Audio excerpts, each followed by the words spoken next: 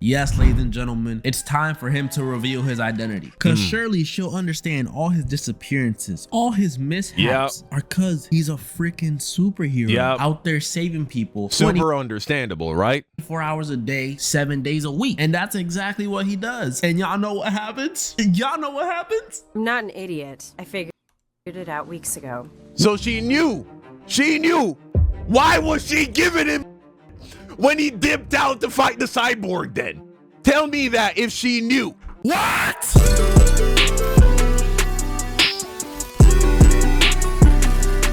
The most hated side character ever.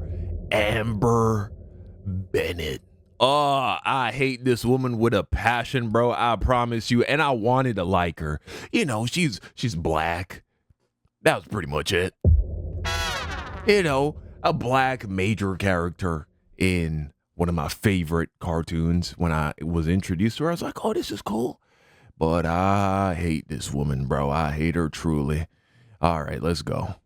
Then why are we fighting? You made me feel stupid and unimportant. Trash. People of the internet, I come here as the bearer of bad news. You see, bro. Mary Jane, a woman I dubbed the most toxic woman ever. Hate her too. Mary Jane from the OG Spider-Man movies. I hate that, bro. It's only the tip of the iceberg. If you didn't know, recently the Invincible season 2 trailer dropped and it brought back memories. Memories of someone so vile, so toxic, and so Fly away, flyboy. stupid. Amber from Invincible. And honestly, I fear that her character is starting to influence other characters. No. But we'll get to that later. If you don't know how she became the most hated side character ever, well, let me show you. So we first see Amber in episode 1 where she's getting hit on by, you know, the typical high school jock. Y'all know, the ones that talk like, if it isn't my main man, Fingleton. What's up, dude? That kind of guy. And she wasn't really feeling him. But that's when my boy Mark steps in. And this is before he got his powers. So, you know what happens. But luckily, Amber, being the independent woman she is, she comes in and kicks Todd right in his. And Amber starts to admire Mark a little because, you know, it takes some courage to get whooped like that in front of the whole school. So fast forward a little, Amber pretty much blackmails the bully Todd with, I guess, some old... Am I the only one who thinks, though, this entire relationship and scenario was incredibly unrealistic? It was like, oh, come on, bro, really? You know what I'm saying? Maybe it's up, but maybe she looked more like Ice Spice, you know what I'm saying? I would have believed it, but maybe this is how we change things.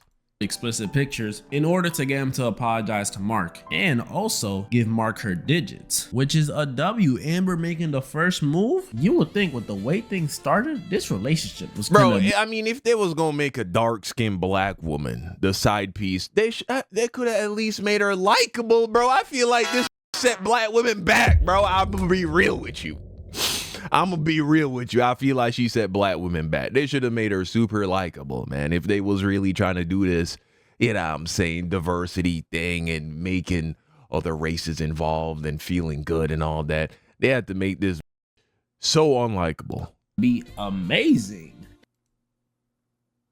So Mark and Amber set up, you know, their first little study date, but it's interrupted when Mark has to go handle some superhero business at Mount Rushmore. And from Amber's perspective, it looks like he's just ditching her, which is really messed up. But as we know, that's not the case. But we have to look at it from her perspective. Imagine you're constantly getting ditched by someone you like. Wouldn't feel too good. And it happens several times. He even misses out on the soup kitchen. But Amber and Mark rekindle again because, you know, he got hit by a bus, which is really just intergalactic Mufasa destroying his insides. Pause. And so they decide to plan a trip to, what is this college called? Upstate University. Probably the most straightforward name I've ever heard. The most generic university name ever. Heard for a college. And this trip is the beginning of the end. So they arrive at the campus and everything's going calm. No, there's some people missing on campus, but that's fine, we're good. So they go to this one lecture and there's this guy with slick back hair, pink suit. Honestly, I would have saw him, I would have knew he was a super villain. Who goes to a lecture in a whole pink suit? What the Even the way he talks, typical alpha male. Like, you know, this man's into the whole blue pill, red pill, black pill stuff. Anyways, Amber calls him out for being weird. He gets kicked out of the classroom. Then we get this nice little montage of Amber and Mark enjoying the campus. And by the looks of it, everything is going amazing. Then suddenly, this evil cyborg appears and starts attacking people and destroying the campus. And Mark, being the only superhero there, he has to run off and suit up and come back as Invincible. And eventually the cyborg is defeated in a very gruesome way. And remember, nobody knows he's invincible, so this was not a good look for Mark. Like, imagine you're with someone you love and they're supposed to protect you or whatever, and stuff starts going crazy and you turn around and they're halfway down the block. That is not a good look. So Amber starts To give Amber some credit, I didn't start hating on her initially. You know what I'm saying? Because bro's making some pretty valid points. Mark was just essentially dipping out, ghosting her all the time, not showing up on time, flaking. And so at that point, I was still rocking with Amber. What kills me is what happens next, bro. That's when I really turn on this chick. Starts crying and talk about how Mark just abandoned her when they were in danger. And this leads to Amber ignoring Mark, giving him the cold shoulder, and eventually going to this college party where she almost cheats on him. If the dude didn't hit her with the, yeah, my girlfriend says the same stuff, bro, you know.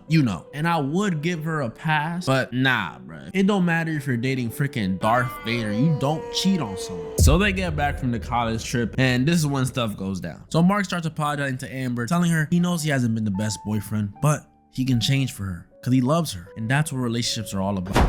Then Mark gets an idea on how he could fix things, and he thinks it's time. Yes, ladies and gentlemen, it's time for him to reveal his identity, because surely she'll understand all his disappearances, all his mishaps are because he's a freaking superhero out there saving people. Super understandable, right? 4 hours a day, 7 days a week, and that's exactly what he does. And y'all know what happens? Y'all know what happens? I'm not an idiot. I figured it out weeks ago. So she knew.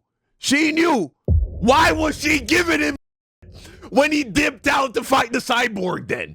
Tell me that if she knew. What? She knew. She knew the whole time. The time he was late, she knew he was saving people. The time he got hit by that bus, she knew a bus couldn't have done that to him. At the college campus, she knew why he disappeared. So what were those tears for? Why real. are you crying? For real. She's a better actress than Mary Jane. Talking about you made me feel unimportant.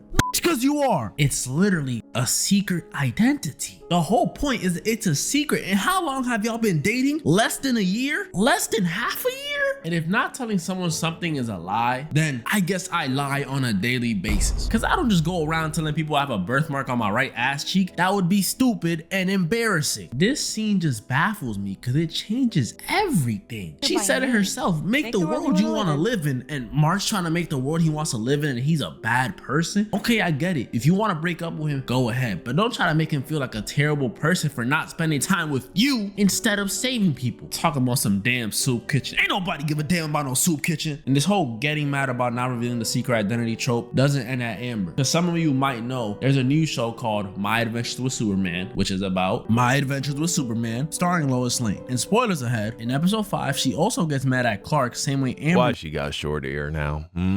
You know what they done. got mad at Mark for not revealing his identity. And then she jumps off the building to prove herself right. And this is probably the part of the video you probably expect me to trash on Lois Lane and talk about how she's exactly the same as Amber. And honestly, you could not be more right. Kidding. While I do really think what she did was stupid and a little toxic, it's not the same as Amber. These two are not the same scenario. Lois was upset because she was worried about Clark. And when she confronted him, she did not know he was Superman, leading to her getting mad for being lied to, quote unquote. Amber already knew for about 3 weeks, is clearly not that worried about Mark. You saw during the college fight. And she can't be mad because she chose to stay with him. If she really didn't like the superhero stuff that much, she could have broke up with him or brought it up to him the second she found out. But no, she's retarded. But Lois isn't safe either. Like I said, it's still stupid. Why would Clark tell you that he's Superman if you're constantly saying to him, oh, I can't wait to expose Superman's secrets? That just doesn't make sense. And why literally jump off the building? You could have just threatened to do it. I know she's done it like 4 times, but damn. Plus, on the first episode, Lois was willing to risk Clark and Jimmy's job so she could get her scoop. So can you really blame him for not trusting her like that? I do appreciate the fact that Lois is an actual character with flaws. Like, she does stupid stuff, but she gets called out on it. Amber, on the other hand, is perfect. Yeah. Straight A student, goes down to the soup kitchen, feeds the homeless, the crackheads, y'all know. So she's never in the wrong. Even when she did the whole "I already knew for 3 weeks" thing, everybody in the show was defending her. Eve, William, they were making Mark feel like he's the bad guy, when in reality she is. She was the one out here For faking real. tears when she could have been maybe checking on William and his boyfriend after the robot attack, making sure Mark is okay, giving Mark maybe a thank you for saving them because she knew he was invincible. I didn't even hear her give William her condolences after his boyfriend got turned into a freaking evil RoboCop. And I know he ain't died, but at least an "I'm sorry." I think what bugs me the most is that she decides to go back to Mark when he's in a very vulnerable state after his dad just destroyed cities with his face and pretty much left to go get milk on another planet. And even in those moments, she still has a smart mouth. I pieced it together. I was Mark, that door would have been slammed right in her face. I don't know why Mark doesn't just get up and be like, you know what? I'm gonna go be with Eve. Because clearly superheroes and humans cannot be together. It just stuff doesn't like work, this bro. happens. I just don't like her, man. Like, she is not redeemable at all. I don't care what she does in season 2. She could be saving freaking puppies from drowning in a lake of lava. I don't care. I'll forgive Omni-Man before I forgive her. Because He's not wrong. He's not wrong. characters are worse than villains, and that's just a fact. Who wrote her, man? Like, who wrote her? I really want to know. Robert, was it you, buddy? Huh? Or was it you? This is Robert don't like black women. That's the conclusion I'm coming to here. I don't know why you made this chick so unlikable, Simon, so unreasonable. in the back there, all quiet. You know who Lois and Amber should aspire to be like? My boy Jimmy. He completely understood that a secret identity is a secret identity for a reason, and that's why he's the GOAT, man. The GOAT. All this to say, Lois Lane and Amber may be a little similar, but they're not the same. Lois is a good character. Lois has her flaws. And you know, sometimes we're not gonna like her, but that's with anybody. But Amber, I never like her. I hate her. Oh my goodness. Only thing worse is like Jenny from Forrest Gump and Skylar White. That's like, we talking about Hall of Fame trash women now.